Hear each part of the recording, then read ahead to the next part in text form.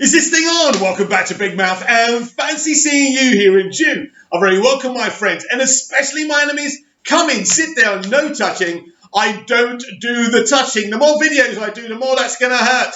Are you feeling charitable? Please smash the subscribe button and the like button, and please do follow me on Twitter at Movies TV Mad. The biggest question on everybody's lips since last Wednesday when Zack announced Zack Snyder's Justice League to be streaming exclusively to HBO Max next May was, will he be allowed to complete his total arc?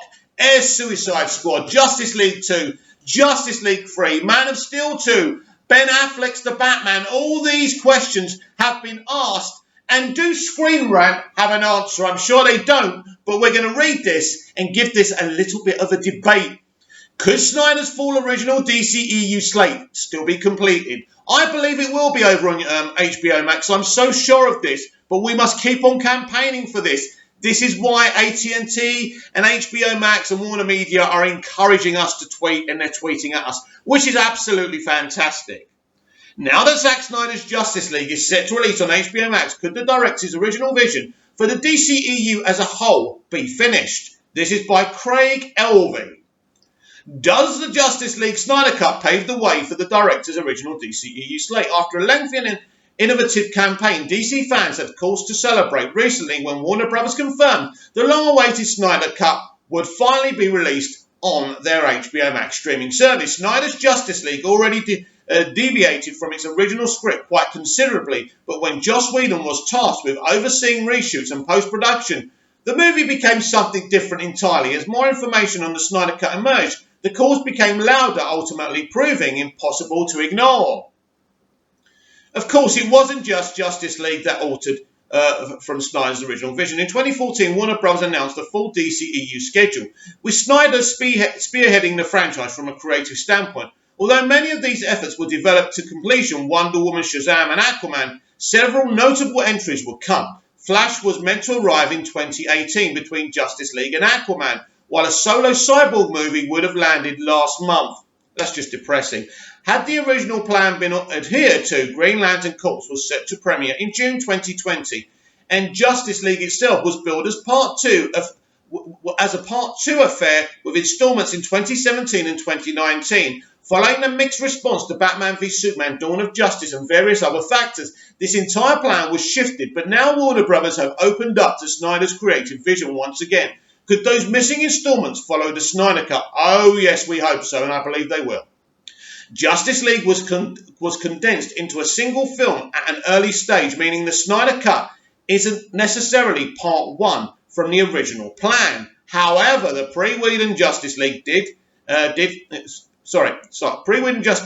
overtly set up a sequel by introducing Darkseid as an overarching villain. While the Snyder Cut's release does at least open the door to a sequel being made, there are a lot of obstacles standing in the way, including Ben Affleck's departure, the hefty budget, and Warner Bros. Retaining some air of authenticity around the theatrical Justice League. While DC fans perhaps shouldn't put money on a Snyder Cut sequel, the future looks a little brighter for the rest of Snyder's planned slate. I'd put hundreds on it. I definitely would. I'm not just saying that.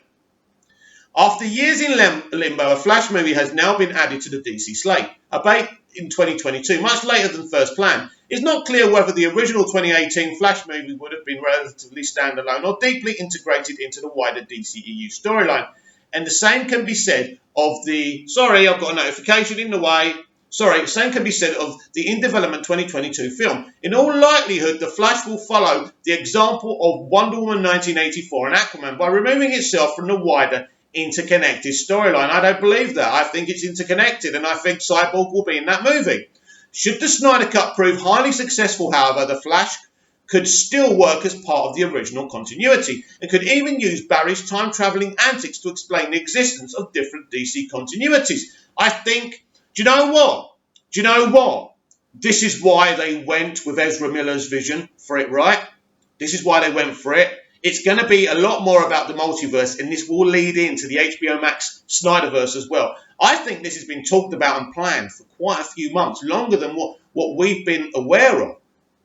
and two different Justice League versions. In this sense, The Flash could end up being close to what was originally intended when announced back in 2014. Cyborg finds himself in a more curious position. The 2017 Justice League movie relegated Victor Stone from the heart of Snyder's movie to a figure with a minimal backstory, and there's still no mention of the Cyborg solo movie being added to the DC movie schedule, which is an absolute crime, after first being cancelled in the wake of Batman v Superman. Again, this possibility depends on the success and reception of the Snyder Cut next year, but it's not unrealistic to expect Cyborg could get his own story, perhaps in the form of an HBO Max special. I absolutely agree. This is what I'm saying, to keep Snyder's continuity in one place. Despite featuring in Doom Patrol, Cyborg evidently has a lot more potential in live action and played a bigger role in Snyder's plans. I really liked him in Doom Patrol, by the way. If the Snyder Cut story does develop further, a Cyborg story would be the logical place to start. Snyder's Justice League reportedly would have featured a Green Lantern cameo ahead of Green Lantern Corps movie, but as of May 2020, Ryan Reynolds remains the Hal Jordan of DC movies. We already discussed that yesterday, didn't we? Although a release date has yet to be confirmed, Jeff Johns is reportedly still working on the script. Yeah, Jeff Johns' Green Lantern Corps is the TV series now, basically. They haven't said that, but that's what it is. So that's very exciting, and that also will be on HBO Max, interestingly. For Green Lantern Corps, alongside a Green Lantern TV series, no, it's the same thing for HBO Max. Updates on both have been few and far between, with two Green Lantern projects on the ball at once. No, it's just one. It might make sense for one to exist within Snyder Cut's continuity. Having said that, the planned Green Lantern movie was the final release of the original DCEU slate, and it would likely be impossible to follow Snyder's original plan without the other missing films bridging the gap. We want them all. We want them all. He should never have been binned. You know, mainstream media shouldn't have bullied the man. The man's even too scared to go on Twitter. You know, now, I may actually do another video about that later because they're calling us toxic. But the real toxicity lays with them boys and girls, and we must always remember that. We may have discussed that later, but that's a great article. Look, we've discussed this 1 trillion times since they've announced that Zack Snyder's Justice League last week. But it is my opinion that the plan and the discussions since November to now have been, you know, Zack, we've seen the clamour. We think we can do something on HBO Max. Listen, AT&T have smelt the coffee. They've seen the fandom. Why do you think they keep on talking to us? We are their way of destroying Netflix, destroying Disney Plus, and being the dominant force in the streaming war. They are absolutely, definitely going to reconvene Zack Snyder's vision for the DCEU. That includes Justice League 2, Justice League 3, the Batman, the Cyborg movie, all of it. It is very exciting times if you're a DC fan, if you're a DCEU fan, a Snyder DCEU fan, because you've got the cinematic side, which will be more mainstream. Then you've got Snyder's side on HBO Max. It's a win-win. So instead of some people still hating on Zack, why don't we just say, hang on a minute, we've got something, they've got something, let's all embrace and be friends. Comment down below, like, share and subscribe, and I'll be back later with even more DCEU Daily. See you again soon.